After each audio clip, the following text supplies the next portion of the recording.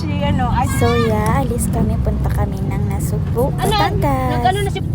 Medyo maingay pa kasi nag-aayos-ayos pa dyan.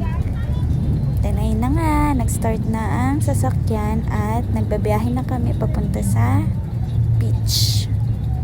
O diba? Kita niyo yan? Medyo traffic. Oh, look at that. Ang ganda ng view. Kaya lang medyo natatakpan. Kaya hindi masyadong nakita. Eh, nandito na kami.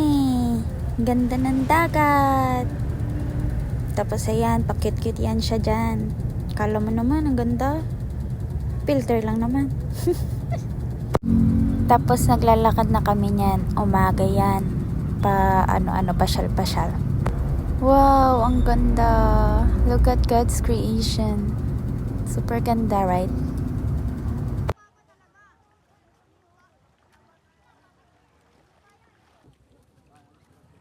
Look at the water. Whee! Ang ganda ng view. Then, yan. Mag-uumaga pa lang yan. Meron pa siyang moon eh. May moon pa. Yan, naglabo-labo pa yung camera ko. Di kasi makita, di maayos.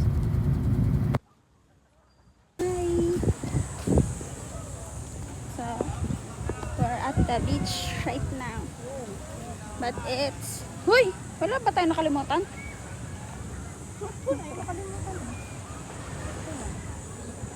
Bye.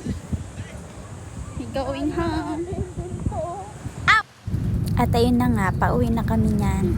Tapos nagala-gala muna kami ni Nene at nagpicture-picture syempre ni Dion every gala. Ganda ng alon, di ba? Kasi yan, parang feeling model pa yung isa dyan. Video pa yan, oh. Tingnan mo na. Nakikita yung ano.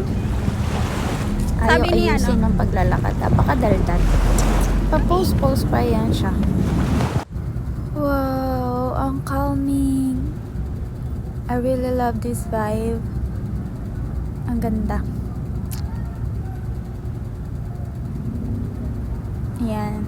Nagpipicture kami niyan and pasensya na guys kasi hindi ako photogenic. And also, first time ko mag voice over kaya di ako marunong. Tapos ayan na nga, naglalakad-lakad na yung kapatid ko. Feeling nasa movie.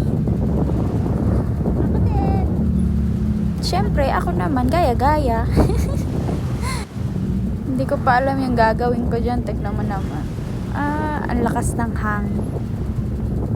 Wala, hindi maganda yung kuha. Kaurat.